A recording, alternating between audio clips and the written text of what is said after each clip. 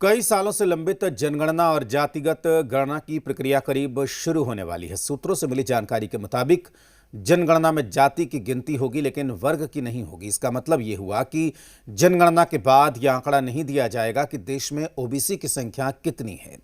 इसके पीछे एक कारण ये भी है कि कुछ राज्यों में ओबीसी जातियां दूसरे राज्यों में सामान्य हैं।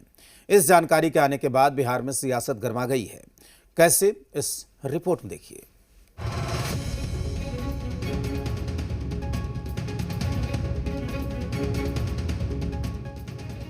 1 मार्च 2027 से देश में जातीय जनगणना शुरू होगी। इसे लेकर तैयारी शुरू हो गई है। इस गणना में जाति की गिनती तो होगी, लेकिन ओबीसी की संख्या देश में कितनी है, इसकी जानकारी नहीं दी जाएगी। सूत्रों की माने तो जनगणना के बाद ओबीसी का आंकड़ा नहीं आएगा। केंद्र सरकार द्वारा जातिगत गणना कराने में अंदर खाने जो बातें निकल कर आ रही है, उसके अनुसार ओबीसी की संख्या प्रकट नहीं की जाएगी। इसको लेकर बीजेपी जहां इसे तकनीकी पहलू करार दे रही है, वहीं जेडीयू बीच बचाव की स्थिति में है कि जाति और ओबीसी है, बैकवर्ड क्लास है, उन लोगों का नहीं होना। देखिए, टेक्निकल पहलू है। बहुत सारे राज्य हैं जहां कोई जातियां सवर्ण में है, कहीं एससी में है, कहीं एसटी में है, तो कहीं पिछड़ी जाति में आता है। और बहुत सी ऐसी जातियां हैं जो केंद्र में के लिस्ट में नहीं है, लेकिन राज्यों के लिस्ट में है। तो ये बहुत टेक्निकल मैटर है। सूत्रों की माने तो जनगणना में जाति की गिनती होगी, लेकिन वर्ग की नहीं।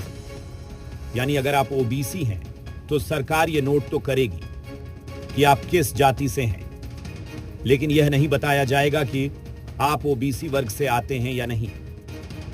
दरअसल भारत में ओबीसी सबसे बड़ी आबादी मानी जाती है। मंडल कमीशन की रिपोर्ट के मुताबिक ओबीसी की संख्या 52% है। अब सवाल यही से शुरू होता है, आखिर इससे साफ कैसे होगा कि ओबीसी की आबादी मुल्क में कितनी है। फिर जब तेजस्वी जी ने सवाल खड़ा किया, तो फिर एक के बाद फिर आज एक सवाल खड़ा सामने आया कि 26 में होगा।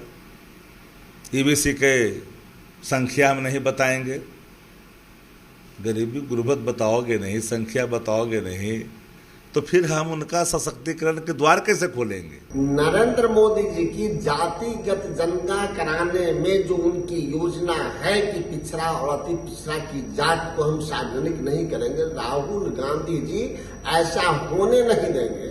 क्योंकि राहुल गांधी जी ने ठाना है कि हम जातिगत जनगणना करवा कर रहेंगे और जिसकी जितनी भागीदारी है उसको उतनी हिस्सेदारी देंगे।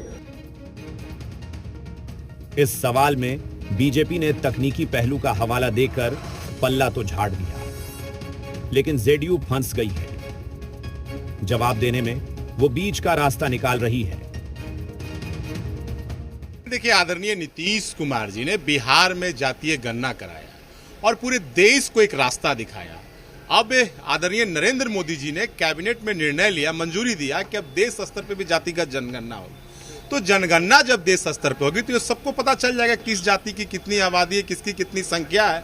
उसके हिसाब से उनके विकास में सरकार योजना बनाएगी। ये तो हमें स्वागत करना चाहिए।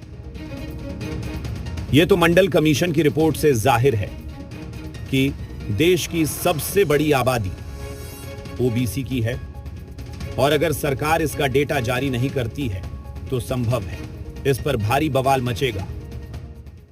और विपक्ष हमलावर है कि चाहे वो केंद्र सरकार हो या राज्य सरकार, नीयत उसकी ठीक नहीं है। और चाहे वो गणना की बात हो या फिर आरक्षण की बात हो, जिस आधार पर बिहार में कराए गए थे, इस पर भी केंद्र और राज्य सरकार पर विपक्ष निशाना साध रही है। कैमरामैन अजय के साथ रजनीश, जी मीडिया, पटना।